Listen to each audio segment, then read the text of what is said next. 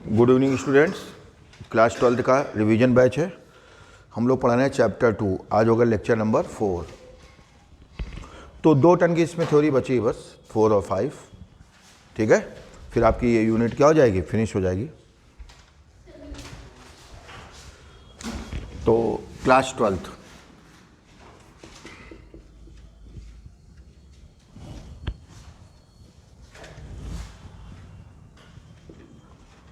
Revision batch.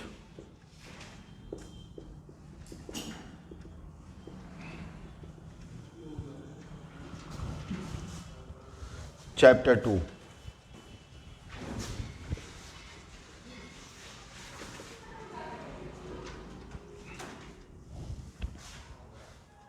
Lecture 4। तो last time पे हम लोगों ने देखा था electric potential produce due to an electric dipole, and on position पे, ब्रॉड ऑन पोजीशन पे और जनरल पॉइंट पे। याद आया? इक्विपोटेंशियल सरफेस, इक्विपोटेंशियल सरफेस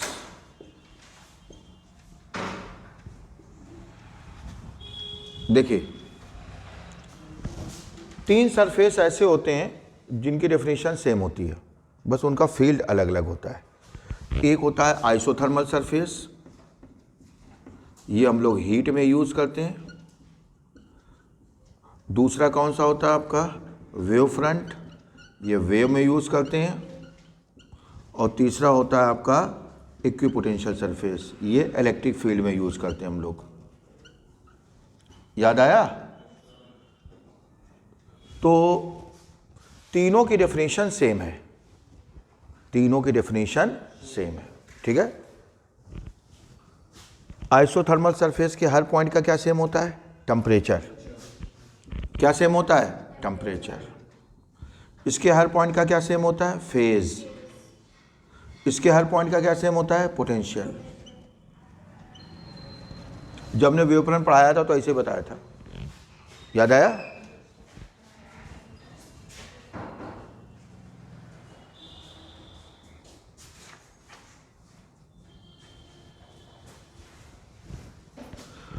तो आइसोथर्मल सरफेस, वेव फ्रंट और इक्विपोटेंशियल सरफेस, तीनों की डेफिनेशन क्या होती है, सेम। बस फील्ड अलग अलग है, डेफिनेशन तीनों का सेम है। आइसोथर्मल सरफेस के हर पॉइंट का क्या सेम होता है, टेम्परेचर। वेव फ्रंट के हर पॉइंट का फेज, और इक्विपोटेंशियल सरफेस के हर पॉइंट का पोटेंशियल। समझ गए? Isothermal surface is perpendicular at each point two the direction of heat conduction, to the direction of heat conduction. Wavefront is perpendicular at each point to the direction of propagation of waves. बेटा उसको यहाँ देखो, कोई बात नहीं, यहाँ देखो, उससे ज़्यादा तुम्हारा वो लाइफ उलझी हुई है, वो कम है। Equipotential surface is perpendicular at each point to the direction of electric field. ठीक है, तो सेम हो गए? नहीं समझे? ये एक ऐसा सरफेस है जिसके हर पॉइंट का क्या सेम होता है, टेम्परेचर, इसमें फेज, इसमें पोटेंशियल। तुम क्यों नहीं जान पा रहे हो? ये हर पॉइंट पे हीट कंडक्शन के परपेंडिकुलर होता है। Wave front is perpendicular at each point two the direction of propagation of waves. Equipotential surface is perpendicular at each point two the direction of electric field. नहीं समझे? A surface drawn, note करते चलें साथ में। ये main batch नहीं है, revision batch है, पता ना? स्पीड 2 या 3 टाइम्स होनी चाहिए। A surface drawn in the electric field in which the potential of each point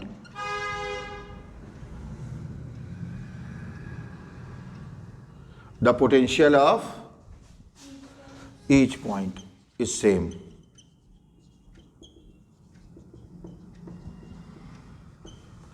A surface drawn in the electric field in which the potential of each point is same is called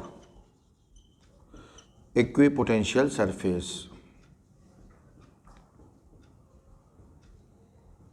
clear? Equipotential surface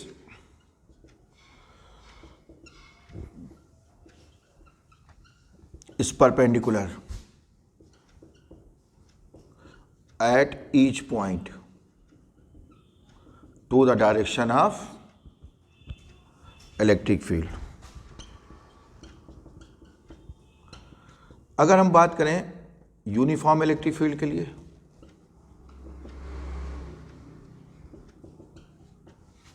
like this, तो uniform electric field में equipotential surface कैसा होगा? Plane. Uniform electric field में equipotential surface कैसा होगा? Plane.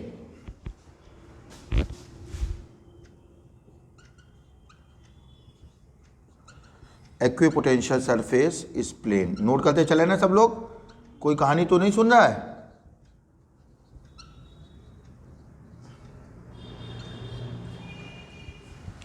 तो uniform electric field में equipotential surface कैसा होता है? प्लेन।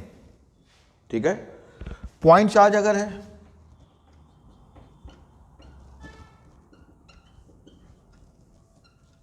अगर पॉइंट चार्ज है तो इक्विपोटेंशियल सरफेस कैसा होगा? स्फेरिकल। और इससे जो इलेक्ट्रिक लाइंस निकलेंगी वो किस फॉर्म में आगे बढ़ेंगी? स्फेयर के फॉर्म में। जैसे पॉजिटिव चार्ज है तो ऐसे लाइंस निकलेंगी। और ध्यान रखना, बोर्ड पे आपको सर्कल दिखेगा, आपको 3D में इमेजिन करना है ये स्फेयर है, बॉल। बोर्ड पे आपको क्या दिख रहा है?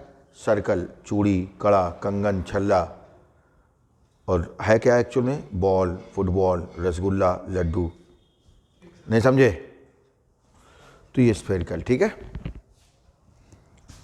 तो for point charge the equipotential surface is spherical.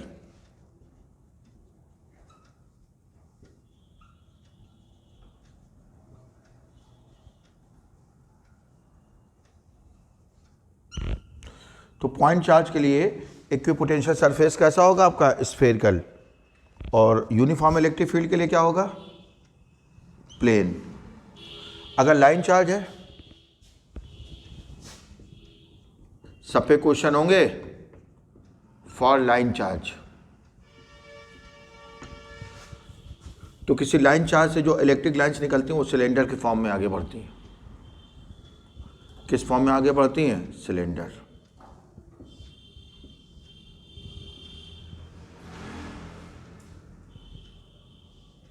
अब ये लाइन चार्ज है,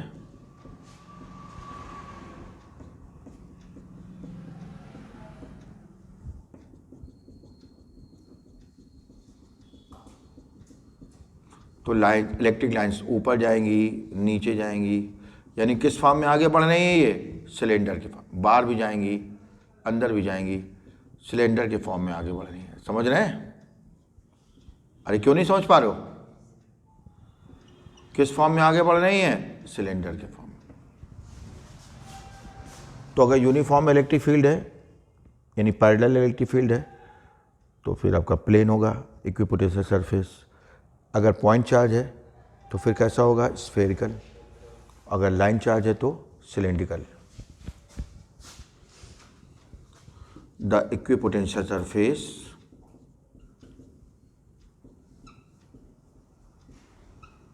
is cylindrical.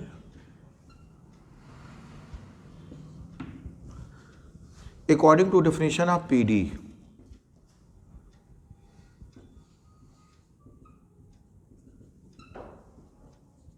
क्या होती है PD की definition? VA minus VB W upon Q not. यही तो होता है PD की। अगर W की वैल्यू निकालें तो VA minus VB into Q not.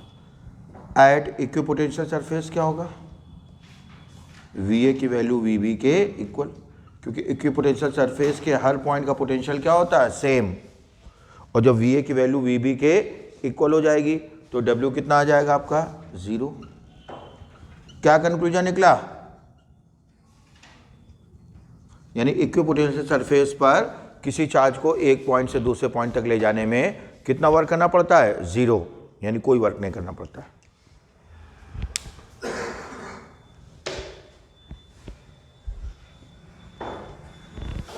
Hence तक पहुंचे? पहुंच गए?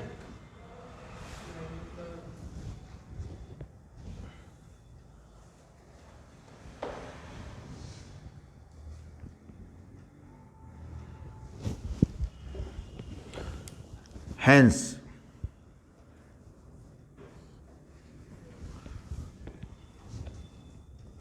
no work has to be done. Hence, comma, inverted comma, no work has to be done to bring any charge,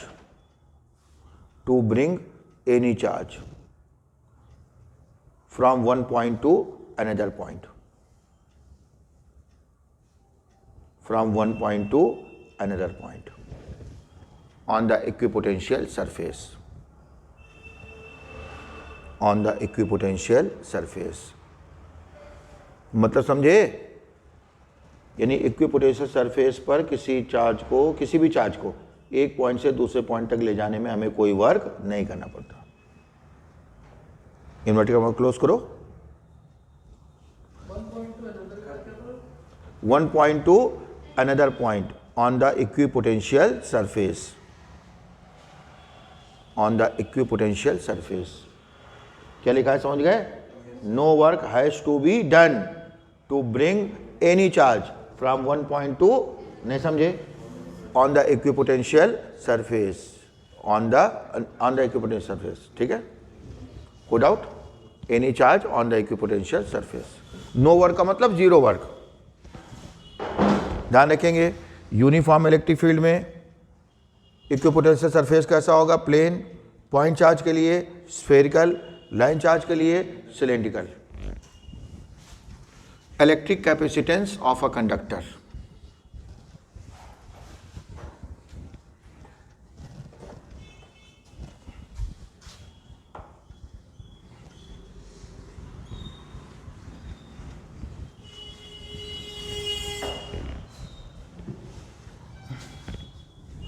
Electric capacitance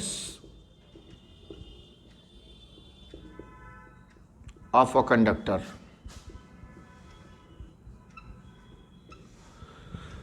Electric capacitance क्या होता है? Capability to store the charge. The capability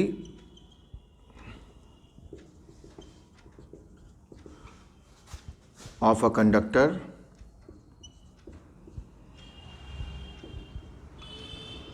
to store the charge.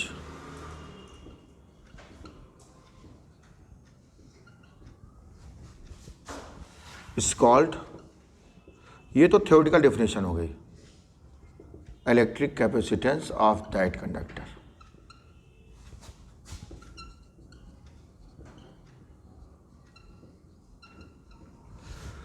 The capability to store the charge. The capability to store the charge is called electric capacitance of that conductor. ठीक है? तो ये theoretical definition हो गई, यानी जो conductor जितना ज़्यादा चार्ज क्या कर सकता है? स्टोर कर सकता है। जो कंडक्टर जितना ज़्यादा चार्ज स्टोर कर सकता है उसकी इलेक्ट्रिक कैपेसिटेंस उतनी ही ज़्यादा होती है। क्यों नहीं जान पा रहे हो? अब पढ़ाई करो नहीं करो, लास्ट में तो सभी लोग पढ़ते हैं ना।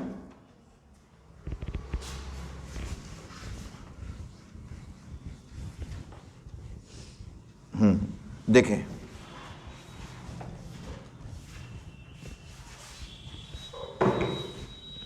आगे देखें। देखिए, बराबर नोट कर लो, बराबर एक बात तो आ जाओ जीवन में बराबर।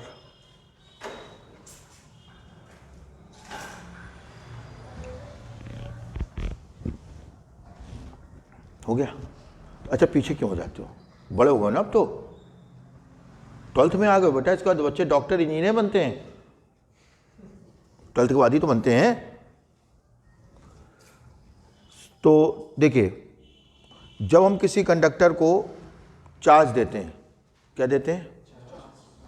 तो उसमें क्या प्रोड्यूस होता है? पोटेंशियल। क्या प्रोड्यूस होता है? सुनो, पूरी दुनिया में चार्ज और पोटेंशियल को समझाने का केवल यही तरीका होता है। एक वेसल ले लें, वेसल किसके इक्विवेलेंट है? कंडक्टर के। यहां पे वेसल किसका काम कर रहा है? कंडक्टर का। ठीक है, इसमें पानी डालें, पानी किसका काम कर रहा है? चार्ज। ठीक, इसमें जो लेवल प्रोड्यूस होगा ये किसका काम कर रहा है? पोटेंशियल का। ये दुनिया का सबसे आसान तरीका है जब भी आपको कंफ्यूजन हो चार्ज और पोटेंशियल में रिलेशन निकालने में। समझ गए? केवल इसी एग्जांपल, पूरे वर्ल्ड में इसे समझाया जाता है। अगर यूट्यूब पे आप साउथ अफ्रीका के वीडियो देखें या वहाँ के जंगलों का देखें, नहीं समझे, कोई भी देखें, पोटेंशियल और चार्ज में रिलेशन सारे पूरे वर्ल्ड में इसी तरीके समझाया जाता है। समझ गए? तो वेसल किसके इक्विवेलेंट है? यहाँ पे कंडक्टर के। वाटर किसके इक्विवेलेंट है? चार्ज के। और लेवल किसके इक्विवेलेंट है? अगर किसी वेसल में हम बिल्कुल वाटर न डालें तो कितना लेवल प्रोड्यूस होगा? 0। जब पानी नहीं तो लेवल कहाँ से आ जाएगा? अब है, ठीक। कम पानी डालेंगे तो कम लेवल, ज़्यादा पानी डालेंगे तो, बस वही चीज़ उसमें होता है। अगर किसी कंडक्टर को हम बिल्कुल चार्ज ना दें, कितना पोटेंशियल प्रोड्यूस होगा? 0। पानी डालोगे नहीं तो लेवल कहाँ से आ जाएगा? यसी। कम चार्ज देंगे कम पोटेंशियल, ज़्यादा चार्ज देंगे ज़्यादा पोटेंशियल। ठीक है, इसका लेवल कहाँ तक जा सकता है? एक पर्टिकुलर लिमिट तक। वैसे ही किसी भी कंडक्टर का पोटेंशियल भी एक पर्टिकुलर लिमिट तक ही बढ़ सकता है। हर चीज़ बिल्कुल एग्जैक्टली मैच करती है। ठीक है, जब ये अपनी मैक्सिमम वैल्यू पे आ जाएगा लेवल, उसके बाद और पानी डालोगे तो पानी क्या स्टोर हो जाएगा? निकल जाएगा, बह जाएगा, लीक हो जाएगा। वही कंडक्टर के साथ होता है। जब कंडक्टर का पोटेंशियल अपनी मैक्सिमम वैल्यू पे आ जाता है, उसके बाद जब तुम और चार्ज देते हो तो एक्स्ट्रा चार्ज क्या होता है? लीक हो जाता है, स्पार्किंग होती है, वो चार्ज एयर में चला जाता है। यहाँ पे वो एक्स्ट्रा पानी नीचे गिर जाता है, वहाँ पे वो चार्ज एयर में चला जाता है। अब इन्हें यहाँ समझें, एग्जैक्टली सेम चीज़ है। कभी भी कंफ्यूजन होता है हम लोग इसी को याद करते हैं। अब इन्हें समझे, कम पानी कम लेवल, ज़्यादा पानी ज़्यादा लेवल, कम चार्ज कम पोटेंशियल, ज़्यादा चार्ज ज़्यादा। समझ आया? यानी हम क्या कह सकते हैं? Q proportional to V। इसको वाले एक लाइन लिखेंगे अगर डेफिनेशन आती तो। The electric potential produced on a body is directly proportional to electric charge given to that body. Clear? जब यहाँ पे हम प्रोपोर्शन लगाते हैं, कांस्टेंट क्या आता है? C। C को कहते हैं electric capacitance of given conductor. Electric capacitance of given conductor, क्योंकि अलग अलग कंडक्टर के इलेक्ट्रिक कैपेसिटेंस क्या होती है? अलग अलग। यानी C का फार्मूला क्या आ गया? Q/V। हेंस क्या डेफिनेशन हो गई? The ratio of electric charge given to a conductor to the electric potential produce in the conductor is called electric capacitance of that conductor. ठीक है, लेकिन यहां से पहुंचे। अच्छा, तुम सुनने लगते हो? अच्छा, नोट भी करो, सुनते भी जाओ।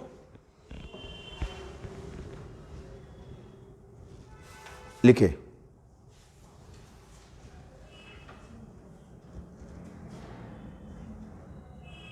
The ratio of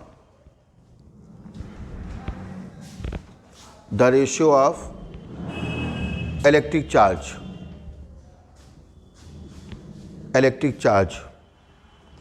given to a conductor, the ratio of electric charge given to the conductor,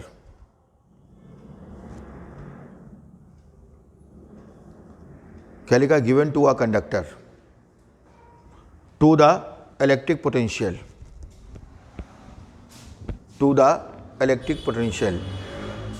produced in the conductor, comma, is called electric capacitance of that conductor, is called electric capacitance of that conductor. Unit क्या होगी इसकी? Joule पर coulomb. क्या कहते हैं? Volt, sorry, coulomb पर volt, coulomb पर volt. क्या कहते हैं? फैरेड, फैराडे नहीं, फैरेड, एफ से रिप्रेजेंट करते हैं। और फैरेड एक बड़ी यूनिट होती है, समझ गए? जैसे किसी पर्सन की अगर हाइट लिखें तो किलोमीटर में लिखने में थोड़ा अच्छा नहीं लगता है। इस पर्सन की लंबाई इतने किलोमीटर है, 0.00, क्योंकि किसी पर्सन की जो लेंथ है वो किलोमीटर उसके लिए बड़ी यूनिट है। वैसे ही फैरेड भी एक बड़ी यूनिट है। यानी कैपेसिटेंस, नहीं समझे? कैपेसिटेंस किस में होता है? माइक्रो फैरेड में, पिको फैरेड में, नैनो फैरेड में, ठीक है। अभी हम लोग देखेंगे अर्थ की जो कैपेसिटेंस है वो भी फैरेड में नहीं होती। 711 माइक्रो फैरेड, 711 अभी निकालेंगे, ठीक है। अगर उसको स्फेरिकल कंडक्टर मान लें अर्थ को। डायमेंशन फार्मूला, कूलाम, वोल्ट की जगह क्या लिखेंगे? जूल पर कूलाम। अरे जूल पर कूलाम को ही तो वोल्ट कहते हैं। कूलाम कहाँ जाएगा? ऊपर। Coulomb square upon joule. Coulomb square कितना हो गया? ए स्क्वायर टी स्क्वायर। और जूल का क्या होता है? ml square t-2। ऊपर ले जाओ, m-1 l-2 t⁴ a square. ये डायमेंशन फार्मूला। तो 3 डायमेंशनल फार्मूला आपको याद करने हैं। कितने याद करने हैं? 3। उससे क्या होगा कि आपके 0 नहीं आएंगे, 1 नंबर तो आ ही जाएगा, ठीक है। हम क्या कह रहे हैं, समझ पा रहे हो? सुने, एक आपका हो गया सेल्फ इंडक्टेंस, नोट करके नोट करेंगे। सेल्फ इंडक्टेंस L, ठीक है, इधर लिख दे रहे हैं। दूसरा कौन सा हो जाएगा? Electric resistance R।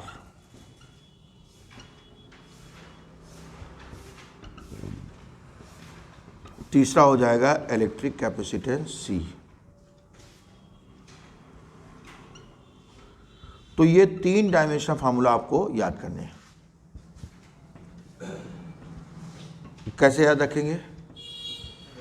12, 22, 12, 32, 12, 42, 12, 22, 12, 32, 12, 42, ठीक है, नहीं समझे? 12, 22, आप जब डायमेंशनल फार्मूला लिखते हैं तो ऑर्डर क्या होता है? पहले m का लिखते हैं, फिर l, फिर t, फिर a, यही तो ऑर्डर होता है। 12, 22, 12, 32, 12, 42, 12, 22, 12, 32, 12, 42। इन दोनों में क्या है? पहले 2 पॉजिटिव, बाद वाले निगेटिव। इसमें पहले 2 निगेटिव, बाद वाले पॉजिटिव। क्यों? क्योंकि इन दोनों में वोल्ट न्यूमरेटर में होता है, इसमें वोल्ट डिनोमिनेटर में। जैसे L का फार्मूला क्या होता है? -e di/dt, ये तो होता है L का। सेल्फ इंडक्टेंस R का फार्मूला क्या होता है? V/I। तो देखो इन दोनों में वोल्ट न्यूमरेटर में है और इसमें वोल्ट किस में है? डिनोमिनेटर में। इन दोनों EMF वोल्ट में होता है ना, ये इंड्यूस्ड EMF है, EMF कोई भी हो वोल्ट में होता है। तो इन दोनों में वोल्ट किस में है? न्यूमरेटर में। इसमें क्या है? डिनोमिनेटर में, ठीक है। अगर हम लोग L/R का डायमेंशन फार्मूला निकालें, किस टाइप के डायमेंशन फार्मूला हमसे पूछते हैं? Find the dimension formula of L/R, CR, LC/R, LCR, ठीक है। अब जैसे हमने कहा L/R का डायमेंशन फार्मूला, तो L का आपको पता है 12, 22, R का पता है 12, 32, यानी L/R का क्या आ गया? T। सब कट गया, T बचा। समझ गए?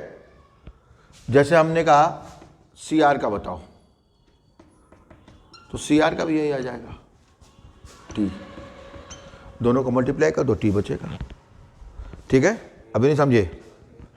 और ये ऑर्डर कैसे ध्यान रखते हैं, जीवन के साथ भी जीवन के बाद भी। किसकी टैगलाइन है ये, जीवन के साथ भी, देखा नहीं कभी, जीवन के साथ भी जीवन के बाद भी, LIC।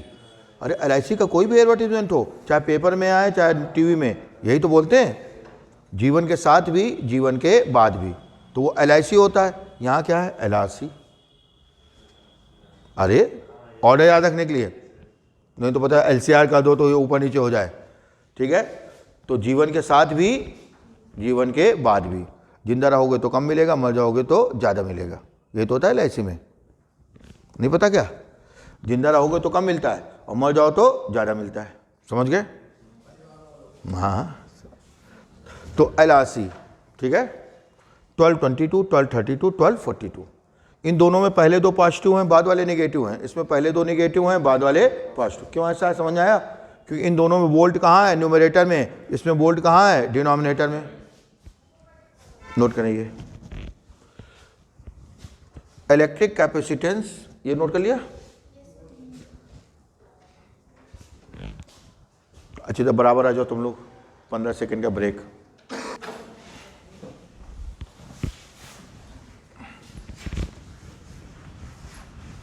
देखिए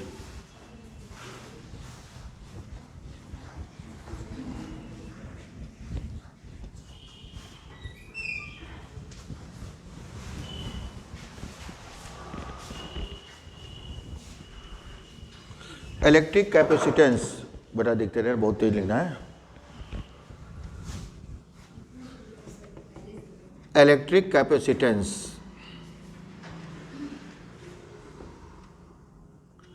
of an isolated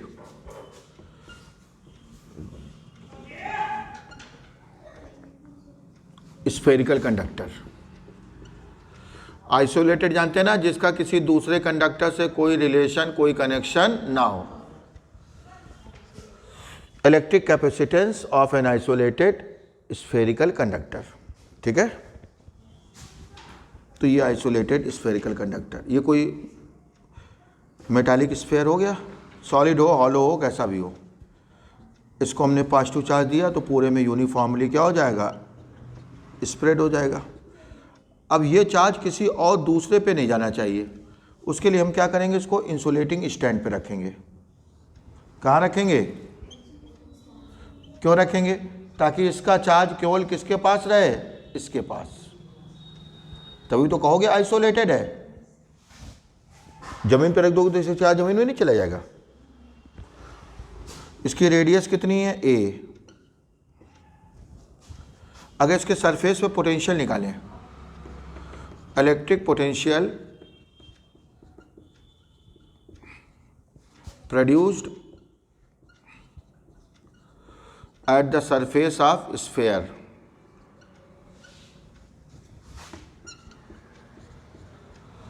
कितना आ जाएगा, v का formula 1/4 pi epsilon naught k q upon r। r की जगह क्या हो जाएगा, a।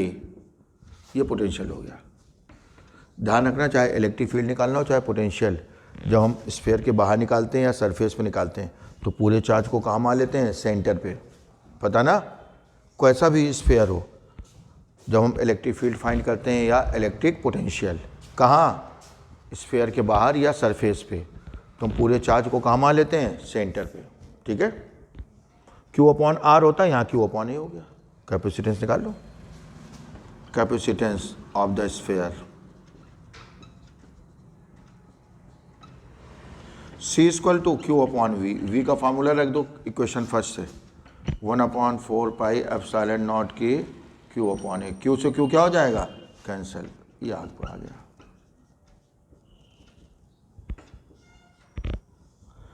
एयर वैक्यूम के लिए k की वैल्यू कितनी होती है, 1।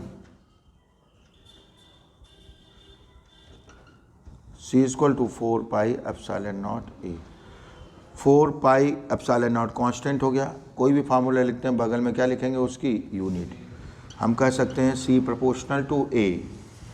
छोटा स्फीयर कम कैपेसिटेंस, बड़ा स्फीयर ज़्यादा कैपेसिटेंस। छोटे स्फीयर पे कम चार्ज स्टोर कर पाओगे, बड़े स्फीयर पे ज़्यादा चार्ज। अगर हम स्फेरिकल कैपेसिटेंस, इलेक्ट्रिक कैपेसिटेंस निकालें अर्थ की, किसकी निकालें? अर्थ की। उसको एक स्फेरिकल कंडक्टर मान करके, ठीक है। तो electric capacitance of earth,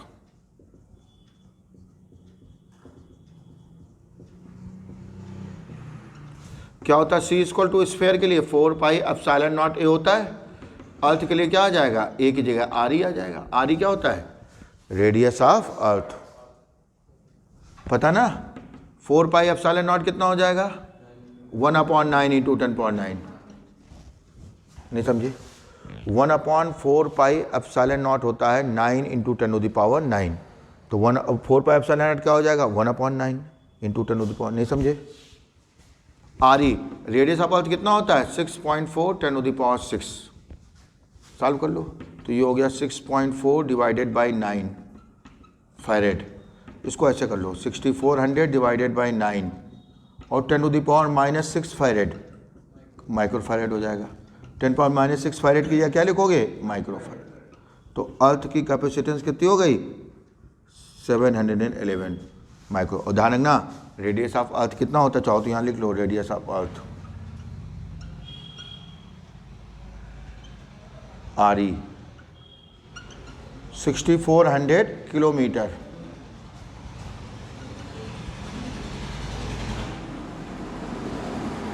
note करें जल्दी।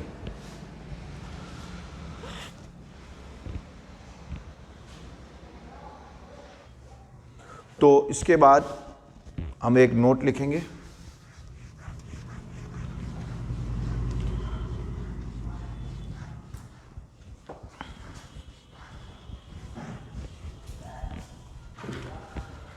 रीडिस्ट्रीब्यूशन ऑफ चार्जेस एंड, पहले हेडिंग नहीं डालेंगे, पहले एक नोट लिखाएंगे। Redistribution of charges, redistribution of charges and energy loss.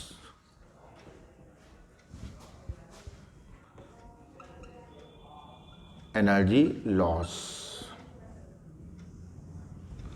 redistribution of charges and energy loss।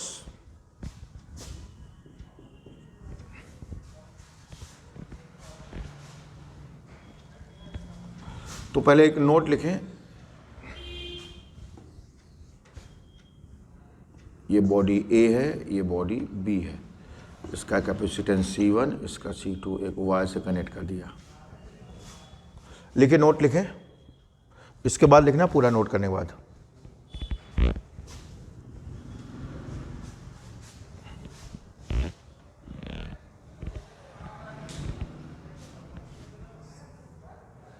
Note लिखें व्हेन, नहीं पहले नोट लिखोगे, हेडिंग बाद में आएगी। When two charged bodies, when two charged bodies are connected with each other,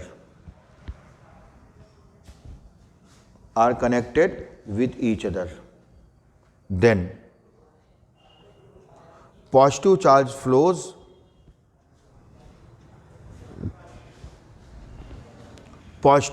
flows from higher potential body to lower potential body, higher potential body to lower potential body,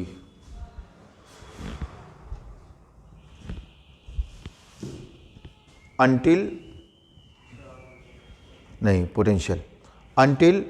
their potentials become equal to each other, until their potentials become equal to each other। पहले change करें, if the bodies are identical,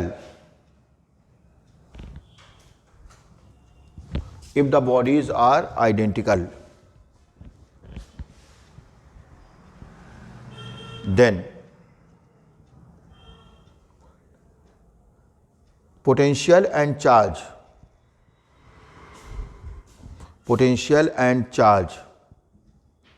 both will become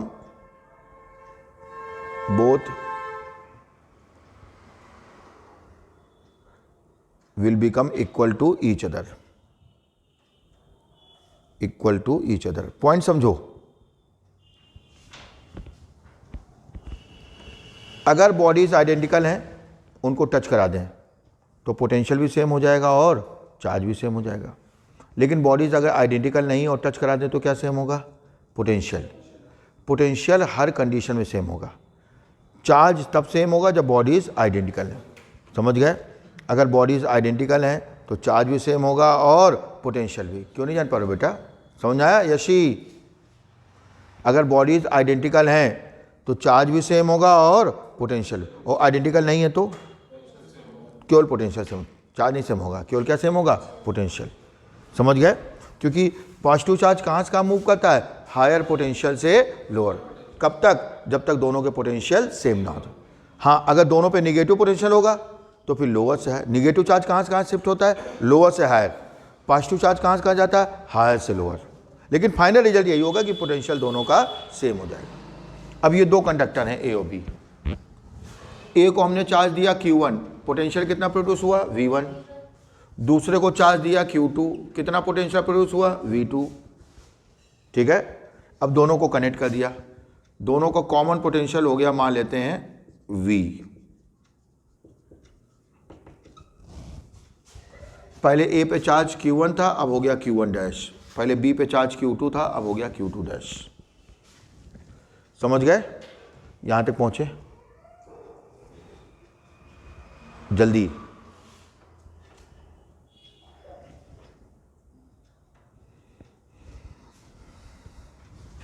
ए और B ये दो bodies हैं जिनकी electric capacitance कितना है? C1 and C2। ए को कितना चार्ज दिया? Q1, पोटेंशियल कितना हो गया? V1।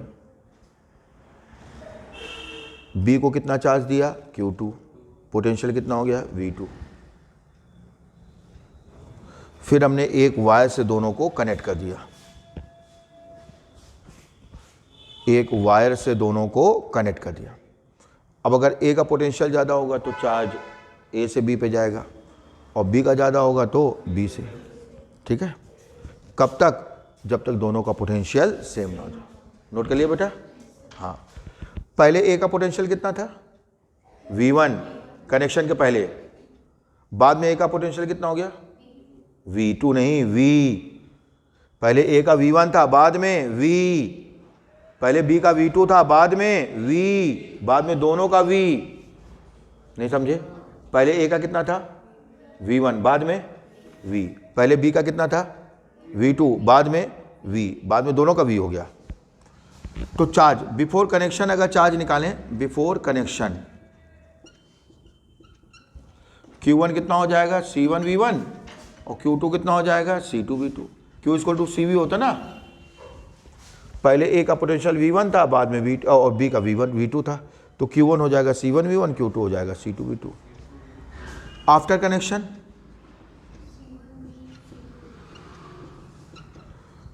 ए का पोटेंशियल C1V और बी का C2V, क्यों बाद में तो दोनों का पोटेंशियल क्या हो जाएगा? सेम हो जाएगा। Using law of conservation of charge, law of conservation of charge.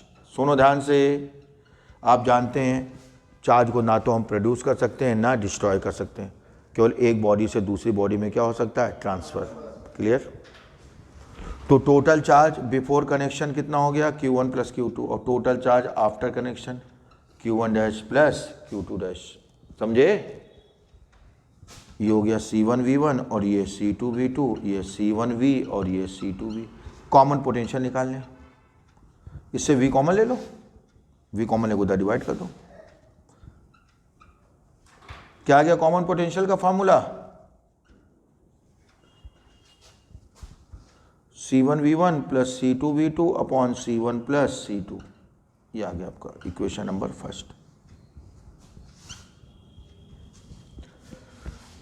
यहां तक पहुंचे?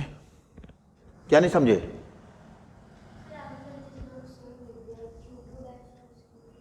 Q1 dash plus Q2 dash. थोड़ा तो ब्रेन का यूज करो। तो ये टोटल चार्ज हो गया बिफोर कनेक्शन और ये टोटल चार्ज हो गया आफ्टर कनेक्शन। C1V1, ये C2V2, ये C1V और ये C2V, V कॉमन लेके डिवाइड कर दिया।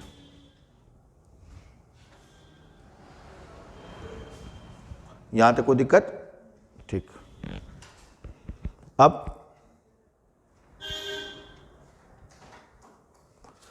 डिस्ट्रीब्यूशन के बाद चार्ज होगा कितना?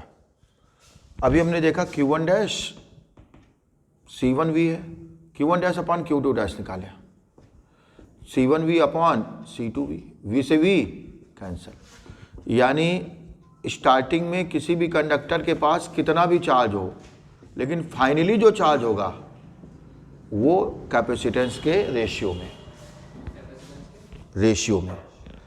अब भी नहीं समझे?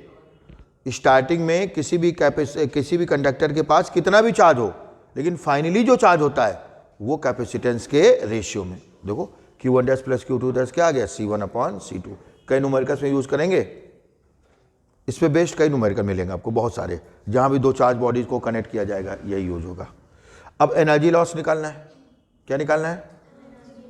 तो एनर्जी के 3 फार्मूले होते हैं, हम लोग आगे इसका प्रूवमेंट देख लेंगे। एनर्जी के कौन कौन से 3 फार्मूले होते हैं? यहाँ पे हम डायरेक्ट यूज कर रहे हैं half QV।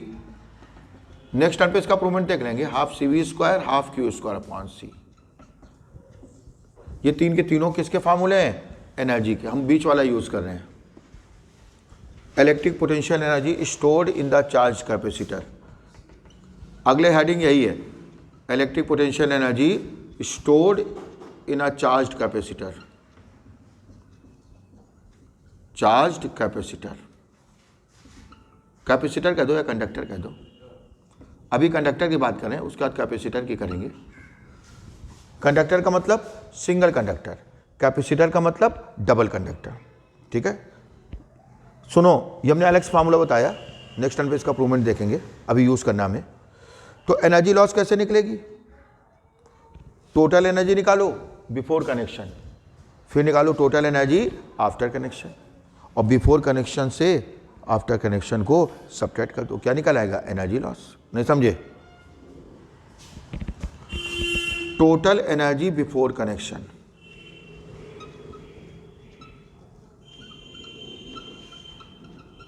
U half C1V1 square half C2V2 square, half common ले लो।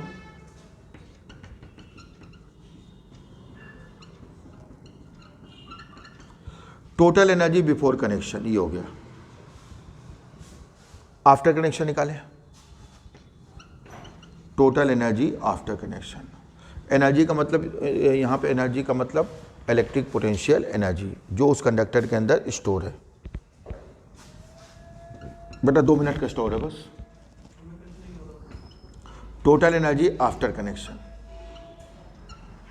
U dash half C1V square half C2V square, क्योंकि कनेक्शन के बाद A का भी पोटेंशियल V हो जाएगा और B का भी V हो जाएगा, दोनों का भी।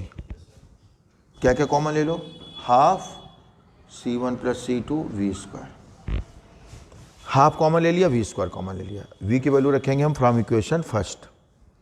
अब V का स्क्वायर है, यानी न्यूमरेटर का भी स्क्वायर और डिनोमिनेटर का भी square. Half C1 plus C2 और ये C1V1 प्लस C2V2 का whole square divided by C1 plus C2 का होल स्क्वायर। ये हमने V स्क्वायर की वैल्यू कहाँ से रखी है? From equation first. तो V का स्क्वायर है मतलब न्यूमरेटर का भी स्क्वायर और डिनोमिनेटर का भी स्क्वायर, एक कट जाएगा, यानी U डैश कितना आ गया आपका?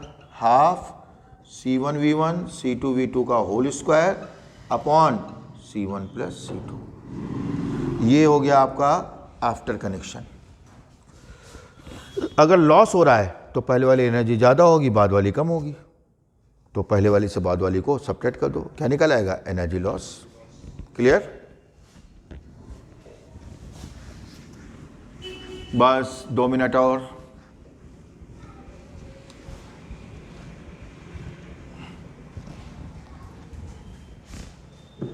एनर्जी लॉस,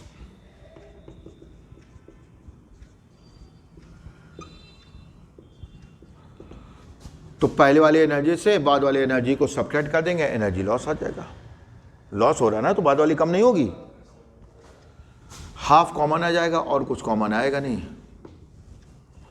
ये हो गया आपका C1V1 square plus C2V2 square. चाहो तो देख लो 2 मिनट, बाद में नोट कर लेना, लिखा रहेगा वो, minus half C1V1 plus C2V2 का होल स्क्वायर अपॉन C1। अब हमें एलसीएम लेना है, तो एलसीएम लेने के लिए क्या करना पड़ेगा हमें, इसका इसमें हाफ तो कॉमन ले लिया ना हमने, एलसीएम लेने के लिए हमें इसका इसमें क्या करना पड़ेगा, मल्टीप्लाई। 2 स्टेप बचे केवल, इसका इसमें मल्टीप्लाई, देख लो 2 स्टेप बचे बेटा, बस तो यार इसका इसमें मल्टीप्लाई करेंगे, C1 square V1 square C1 C2 V2 square plus C1 C2 V1 square plus C2 square V2 square minus C1 square V1 square minus C2 square V2 square minus 2C1 C2 V1 V2 divided by C1 plus C2। अब ये कैसे हो गया, अरे इसके इसमें multiply किया तो C1 के इसमें मल्टीप्लाई किया C1 square V1 square, C1 के इसमें मल्टीप्लाई किया C1 C2 V2 square, C2 के इसमें मल्टीप्लाई किया C1 C2 V2 square, C1 C2 हाँ V1 स्क्वायर, इसका इसमें मल्टीप्लाई किया C2 स्क्वायर V2 स्क्वायर। इसको a प्लस बी के होल स्क्वायर से ओपन कर लिया, क्या नहीं समझे, कैलकुलेशन तुम्हारा नहीं समझ आया। इसको a प्लस बी के होल स्क्वायर से ओपन किया, माइनस साइन को अंदर भेज दिया, इससे ये कट गया, इससे ये कट गया, C1 C2 बाकी से कॉमन ले लो, C1 C2 बाकी से कॉमन ले लिया, ये बचा आपका V2 square plus V1 square minus 2V1 V2 divided by C1 plus C2। Revision में थोड़ा तेज पढ़ा है, नहीं तो फिर से उतना टाइम नहीं लग जाएगा, कम से कम डबल ट्रिपल तो स्पीड होनी चाहिए। यानी क्या आ गया, हाफ C1 C2 और ये V1 माइनस V2 का होल स्क्वायर ऊपर वाला, नीचे अपॉन में C1 प्लस C2 आंसर। तो जब भी किसी न्यूमेरिकल में आपसे एनर्जी लॉस पूछेंगे, आप इस फार्मूले का यूज़ कभी नहीं करोगे, क्योंकि कर नहीं पाओगे, उसके लिए याद होना चाहिए, नहीं समझे। तो एनर्जी लॉस हमेशा कैसे निकालेंगे, टोटल एनर्जी पहले बिफोर कनेक्शन निकाल लेंगे, आफ्टर कनेक्शन निकाल लेंगे, सब्ट्रैक्ट कर देंगे, बस समझ गए भाई। फार्मूला यूज करने के लिए याद भी तो होना चाहिए। यहाँ तक कोई दिक्कत, नोट ओके दैट्स ऑल। तो अब ऑलमोस्ट 1 टन की थ्योरी बची है।